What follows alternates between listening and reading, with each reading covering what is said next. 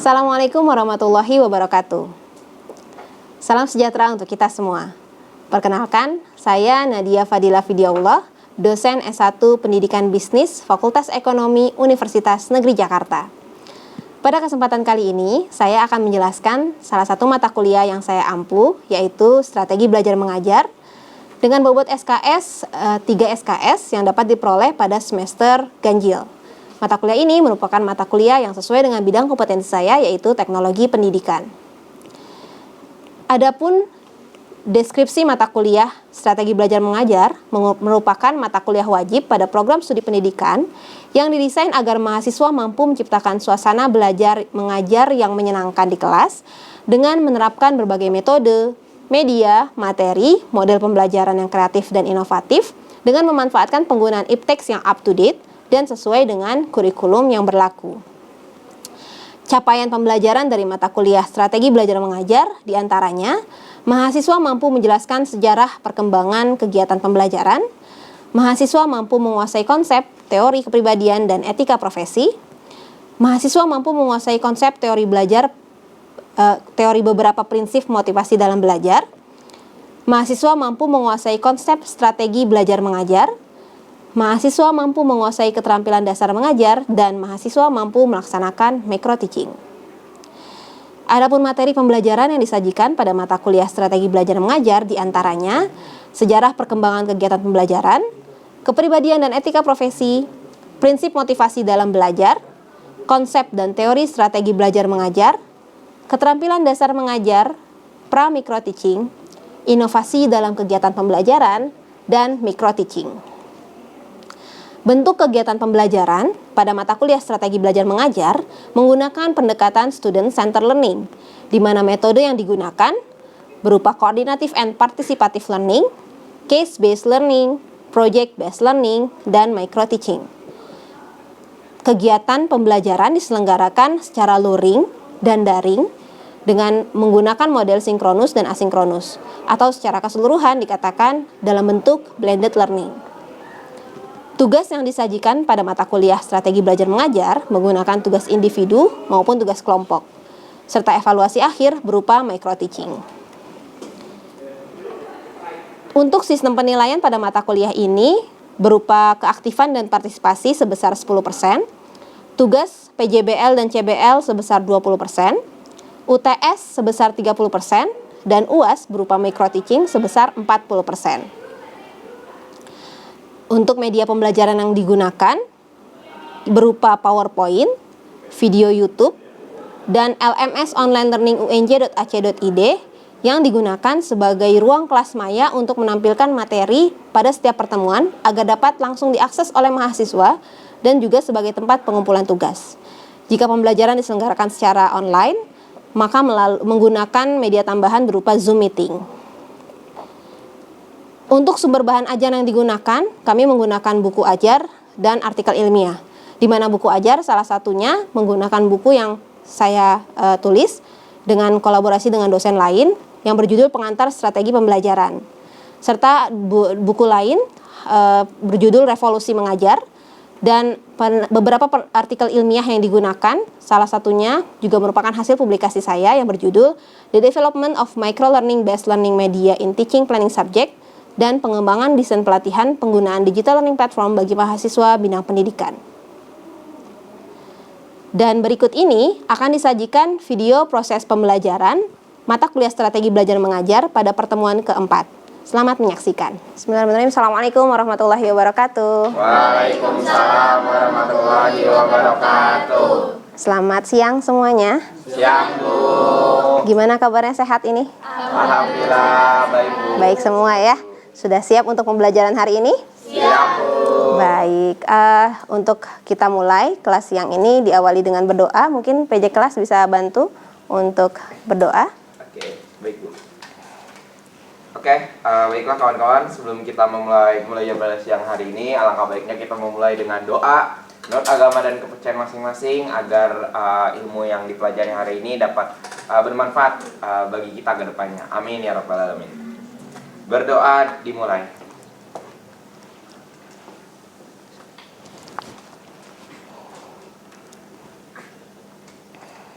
doa selesai. Baik, terima kasih. Teman-teman, kali ini kita bertemu kembali di mata kuliah Strategi Belajar Mengajar pada pertemuan keempat. Masih ingat minggu lalu kita membahas tentang etika dan profesi guru.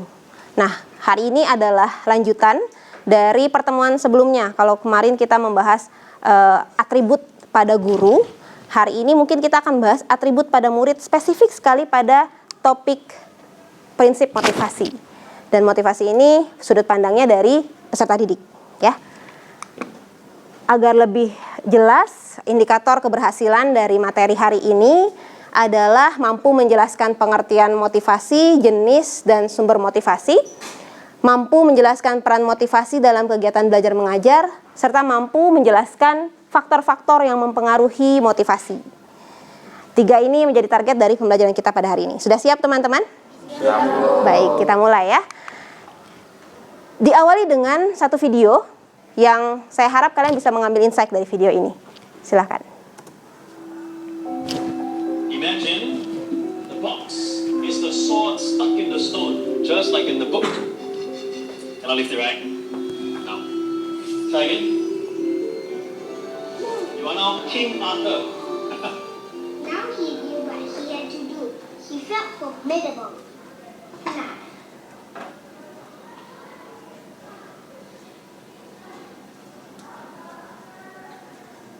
He furrowed his brow and concentrated to bend the sword. All right, class. Let's be nice, okay?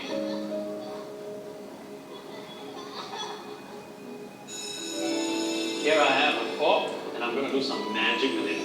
Who wants to be my volunteer? Me! Aman, come. I'm going to place this fork into this empty bag over here, right? Aman, I want you to focus your mind on the fork inside there and bend it. Go. Right, very good. If you did it, it's done. Have a look.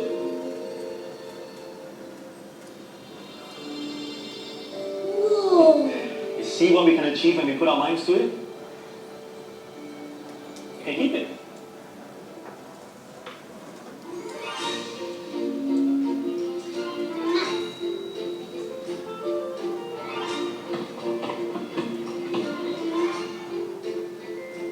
Yeah, man. This will help you.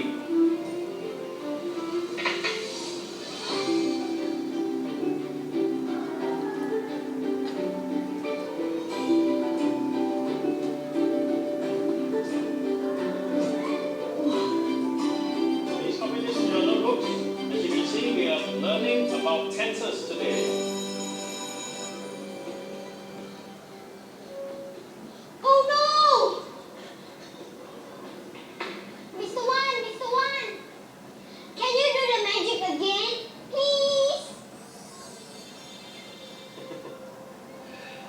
It wasn't me, Aman. It was all you.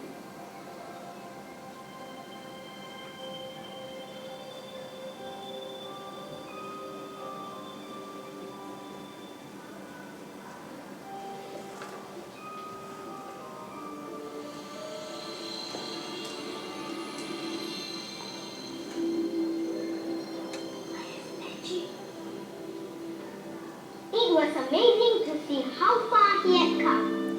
He wondered if he had been born along by euphoria or by magic. But it was neither. It was him taking one step and then another and still another. And all these were infinitely better than magic.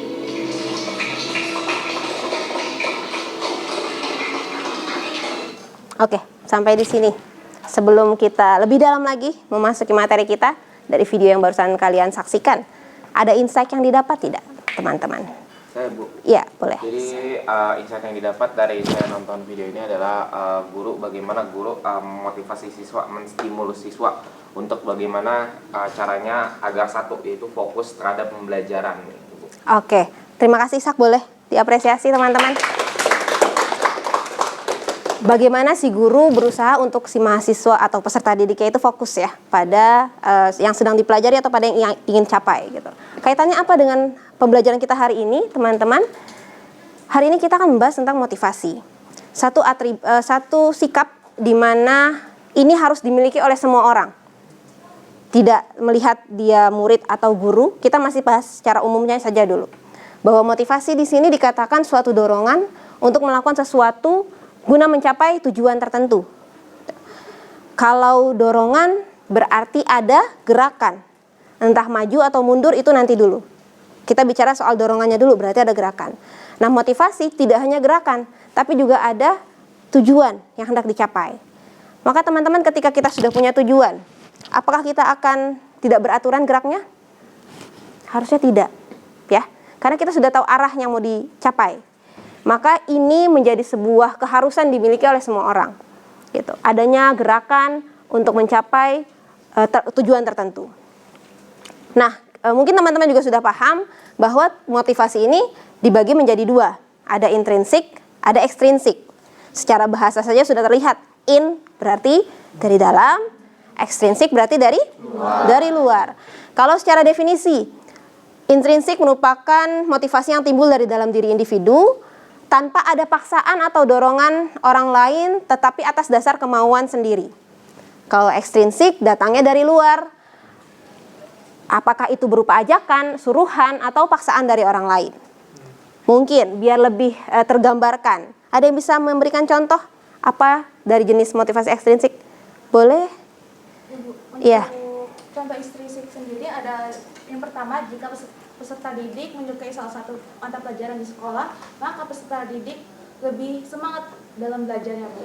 Sedangkan untuk ekstrinsik, jadi adanya dorongan belajar dari peserta didik, dukungan keluarga. Dari dukungan keluarga, betul. Ada perbedaan yang sangat signifikan antara intrinsik dan ekstrinsik. Ekstrinsik datangnya dari luar.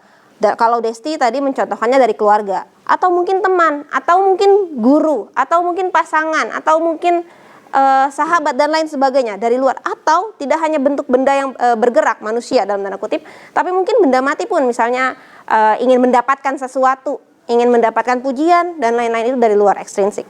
Intrinsik sifatnya dari dalam. Nah, karena ada dua jenis motivasi ini, dan motivasi ini sekali lagi penekanannya tidak hanya dimiliki oleh murid saja, oleh guru saja, tapi kita as a human being gitu ya. Kita sebagai manusia wajib memiliki motivasi agar ada arah hidup.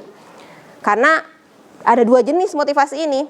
Terlepas mana yang mendominasi dalam diri kita, itu urusan lain. Tapi yang jelas harus ada. Maka silakan self refleksi. Apakah kita sudah punya motivasi gitu, untuk melaksanakan kehidupan? Nah, dari dua jenis ini, kemudian ada perbedaan yang signifikan membedakan antara intrinsik dan ekstrinsik. Secara ciri-ciri, ekstrinsik itu mendapatkan ganjaran atau hukuman. Teman-teman mungkin pernah merasakan saat sekolah dulu ketika harus dipaksa masuk jam 7 atau setengah 7 bahkan ya, edaran DKI pernah mengeluarkan seperti itu. Kalian buru-buru takut ditutup di gerbang ya, pintunya ditutup, kalau terlambat keliling lapangan. Akhirnya besoknya kalian termotivasi bukan untuk biar belajarnya nyaman, biar siap saat belajar, bukan, tapi agar terhindar dari hukuman. Motivasi juga bukan itu? Motivasi karena ada dorongan tadi untuk menghindari hukuman. Itu ciri yang sangat memudahkan kita mengenali apa itu ekstrinsik ya. Yang kedua, kepuasan berasal dari hasil aktivitas yang dijalani. Teman-teman sebagai di prodi pemasaran, di prodi pendidikan bisnis maksud saya, kita kalian belajar juga bagaimana konten digital marketing ya, bagaimana membuat memasarkan suatu produk. Dalam memasarkan produk, salah satu indikator keberhasilannya kan adanya engagement atau adanya interaksi dari calon customer kita berupa likes, komen, share mungkin. Nah, ketika kita mendapatkan itu, kita mendapatkan kepuasan. Adanya tanggapan dari orang lain berarti. Nah, ini juga menjadi salah satu indikator atau salah satu contoh dari motivasi ekstrinsik. Dan mengacu pada pengakuan dari orang lain. Secara personal, hari ini kita sebagai digital native masih bicara tentang sosial media, hari-hari kita post konten, dapat likes, komen, bahkan kita sering mempost story misalnya, melihat siapa yang sudah melihat story kita, ada kepuasan sendiri, oh dia sudah lihat, oh si itu sudah lihat. Itu kan berarti motivasinya datangnya dari luar. Dari ciri tersebut memberikan dampak lebih cepat membentuk perilaku, lebih cepat terbentuk, lebih cepat hilang perilakunya. Salah satu contoh mungkin yang teman-teman juga sudah pernah dengar ceritanya, YouTuber Indonesia yang di masa itu menjadi YouTuber paling pertama ya, paling nomor 1 di Asia, Atta Halilintar mengatakan di momen itu, di saat itu, kehidupan dia hari-hari hanya ingin konten, hanya ingin konten oriented lah pokoknya, hanya ingin post konten aja. Kenapa? Karena adanya ketergiuran, adanya kepuasan ketika banyak engagement, banyak likes dan sebagainya. Ini membentuk perilaku dia yang akhirnya hidupnya bergeser value-nya dari yang kehidupan biasa aja menjadi apa-apa harus dikontenin gitu. Kan ini membentuk karakter juga, walaupun itu nggak lama, tidak long lasting. Kesini kemudian bergeser karakternya ya, sudah beda lagi dengan konten di saat itu. Nah ini menjadi indikasi juga bahwa memang motivasi eksternal itu cepat membentuk tapi juga cepat hilang. Efektif untuk menangani tugas sederhana dan menimbulkan ketergantungan. Di sisi lain ada motivasi intrinsik, mendapatkan kebahagiaan psikologis internal kita yang kontrolnya ada di kita. Kalau ekstrinsik, misal ya contohnya motivasinya dari orang lain, kehendak Tuhan si orang lain itu meninggal, bisa jadi kita terpuruk misalnya. Tapi kalau motivasinya hadirnya dari kita, maka kita yang kontrol gitu. Makanya kepuasan berasal dari aktivitas yang dijalani. Hasilnya belum kelihatan tapi kita menjalaninya dengan senang gitu. Walaupun hasilnya mungkin belum kelihatan. Dan mengacu pada pengakuan diri sendiri. Sering self-suggestion. Hari ini saya bisa, hari ini kamu bisa dan sebagainya. Sering memotivasi diri sendiri. Dampaknya lebih lambat dalam membentuk perilaku, tapi kalau udah kebentuk lama karakternya gitu. Maka kalian bisa membedakan mana yang dampak motivasi intrinsik, mana yang dampak motivasi ekstrinsik ya. Lalu efektif untuk menangani tugas kompleks dan membangun kemandirian. Kenapa? Karena ya self controlnya ada di diri sendiri gitu. Nah sekarang kira-kira silakan kalian perkirakan dalam diri masing-masing motivasi apa yang menguasai dalam diri kalian gitu. Kenapa? Karena kalian sebagai calon pendidik teman-teman, kita harus memahami motivasi ini karena kita akan berinteraksi dengan peserta didik kita yang mereka juga butuh motivasi dari kita sebagai gurunya. Maka peran motivasi dalam pembelajaran itu penting sekali.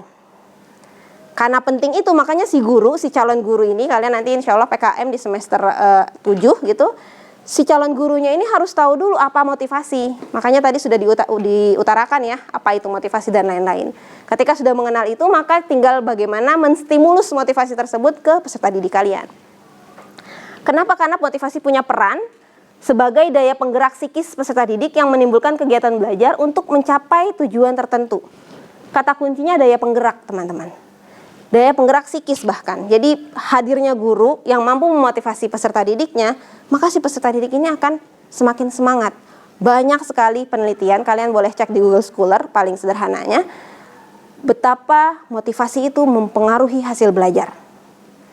Sesusah-susahnya matematika, kalau gurunya enak menyenangkan dalam mengajar, memberikan cara yang mudah, memotivasi, pasti akan mudah kita pahami. Salah satu contoh simpelnya seperti itu. Lalu peran motivasi dalam pembelajaran juga memberikan passion, semangat, dan rasa senang dalam belajar. Coba diingat-ingat, masih ada nggak satu pelajaran semasa kuliah saat ini atau saat sekolah dulu yang besok tuh ada pelajarannya, hari ini kita udah excited. Atau minimal malamnya kita udah excited. Oh kita mau ketemu sama si Bu A atau si Bapak C gitu. Itu jadi salah satu indikator bahwa si guru tersebut sudah berhasil memotivasi kita sebagai peserta didiknya untuk belajar. Nah harapannya kalian yang menggantikan si posisi itu sebagai guru yang dinantikan gitu. Karena ketika sudah disenangi, apapun yang disampaikan mudah dipahami. Faktor-faktor yang mempengaruhi motivasi ada 5 teman-teman. Bisa dibaca, ada cita-cita atau aspirasi belajar, ada kemampuan dan kondisi peserta didik, kondisi lingkungan peserta didik, unsur dinamis pembelajaran, dan upaya guru dalam membelajarkan peserta didik. Faktornya ada 5. Dari kelima ini mana yang kira-kira bisa guru lakukan? 4 dan 5, betul. 1, 2, 3 mungkin itu porsinya peserta didik. Tapi 4 khususnya 5 itu ada di kita sebagai guru. Maka sebagai calon guru, teman-teman, ketika kita sudah memahami bahwa motivasi itu pasti ada di setiap diri orang, bahwa motivasi itu dibagi dua, ekstrinsik dan intrinsik, tinggal bagaimana kita menstimulus motivasi peserta didik tersebut dengan mengupayakan proses pembelajaran yang dinamis, seperti itu. Bentuknya seperti apa? Dengan cara mengoptimalkan unsur-unsur dinamis pembelajaran, biarkan peserta didik menangkap sesuai kemampuan dan pengalamannya. Kalau kita mengajarkan sesuatu yang relatable sama peserta didik, itu pasti mudah dipahaminya. Misalnya, contoh lagi, kita sedang mengajar matematika di lingkungan anak-anak yang latar belakangnya orang tuanya jualan di pasar, misalnya pedagang dan sebagainya. Hadirkan contoh matematika perdagangan yang seirama seperti itu. Atau contohnya misalnya kita mengajar kelas bisnis online di SMK misalnya, hadirkan contoh-contoh pemasaran di aplikasi-aplikasi yang suka kita gunakan, ya Gojek, Grab dan lain-lain yang sangat dekat dengan lingkungan mereka. Lalu poin kedua, seirama dengan yang sebelumnya, kaitkan pengalaman belajar saat ini dengan masa lalu. Boleh kita ungkap masa lalu mereka misalnya saat di SMP dulu, saat di SD dulu bagaimana, sehingga contoh-contoh yang kita hadirkan juga contoh-contoh yang relatable dengan mereka. Dan beri kesempatan peserta didik untuk membandingkan apa yang sekarang dipelajari dengan kemampuan dan pengalaman yang telah dimilikinya. Intinya teman-teman, untuk mengoptimalkan adanya motivasi dalam diri peserta didik adalah dengan menghadirkan materi yang sesuai tujuan pembelajaran tentunya, tapi contoh-contohnya aplikatif, mudah dipahami dan dekat dengan peserta didik kita. Mereka akan termotivasi untuk, oh semangat nih belajar di pelajarannya Pak Ishak misalnya, di pelajarannya Bu Mai misalnya, seperti itu. Mengembangkan aspirasi siswa dalam belajar dan mengoptimalkan gaya mengajar guru. Ini kata kunci dalam bagaimana upaya kita memotivasi peserta didik. Kembangkan aspirasi siswa. Pembelajaran yang menarik itu yang student center learning, yang terpusat di peserta didiknya. Banyak pendapat dari mereka, dari pendapat itu kita jadikan contoh di kelas, entah contoh kasus kah, entah bahasan materi, contoh bahasan materi kah, dan mengoptimalkan gaya mengajar guru. Nah, ini ada bahasan lebih spesifik lagi di pertemuan selanjutnya, insya Allah, tentang gaya mengajar guru. Kita bisa kreativitaskan, kita bisa kreasikan dari media pembelajarannya, metodenya, modelnya, strateginya. Akan kita bahas di pertemuan yang akan datang. Terakhir teman-teman, sebagai quotes penutup, a good teacher can inspire hope, ignite the imagination, and instill a love of learning. A good teacher, tapi ya, kriterianya harus a good teacher. Guru yang baik itu akan membekas sekali di peserta didiknya. Tujuannya apa sih kita? Agar dikenang sama murid, bukan kitanya yang cari perhatian, tapi materi kita nempel di peserta didik kita. Gitu. Coba aja sebagai refleksi, masih ingat gak? Mungkin saat SD, SMP ada materi yang spesifik banget masih kalian ingat. Kalau masih ada, nah itulah contoh bagaimana guru tersebut bisa memotivasi kalian dalam belajar.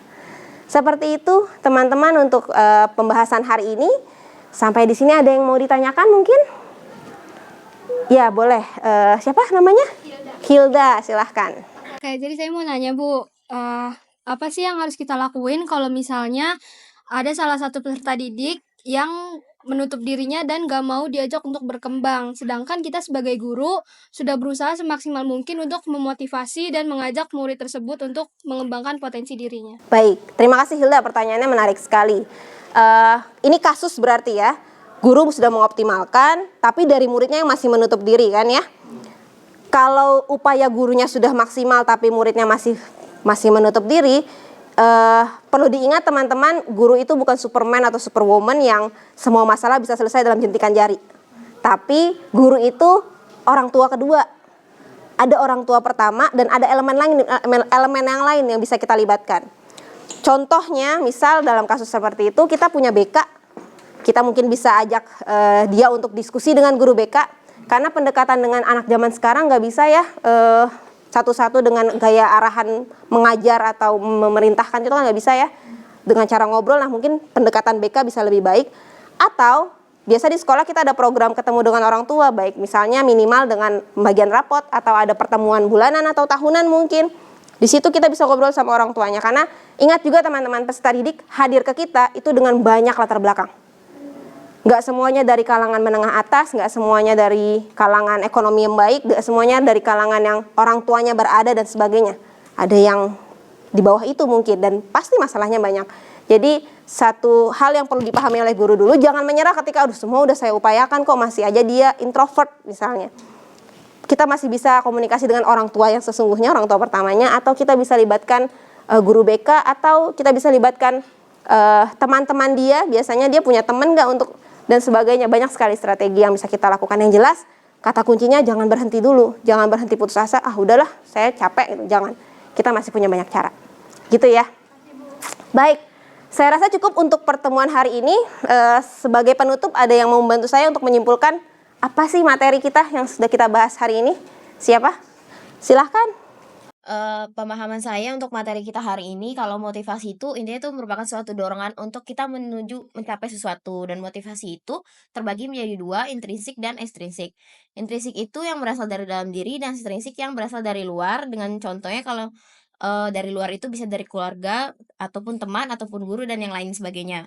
Lalu peran motivasi itu di dalam pembelajaran itu sebagai daya penggerak dan juga memberikan semangat kepada peserta didik, serta motivasi ini tuh memiliki faktor-faktor juga nih yang mempengaruhi, seperti kalau dari dalam diri peserta didik itu cita-cita dan kemampuan. Lalu untuk kita sebagai guru memiliki faktor-faktor itu, yaitu kita menciptakan unsur-unsur dinamis dalam pembelajaran dan juga mengaitkan dalam pembelajaran itu contoh-contoh yang relate dengan peserta didik. Baik, tepuk tangan dong, luar biasa. Komprehensif sekali kesimpulannya. Terima kasih Maesara. Dan insya Allah minggu depan kita akan lebih dalam lagi membahas motivasi, spesifik pada model-model motivasi apa saja yang bisa kita terapkan dalam pembelajaran. Seperti itu untuk hari ini. Terima kasih untuk perhatiannya. Mohon maaf jika ada kesalahan dalam penyampaian. Saya akhiri. Assalamualaikum warahmatullahi wabarakatuh. Waalaikumsalam warahmatullahi wabarakatuh. Terima kasih. Sama-sama.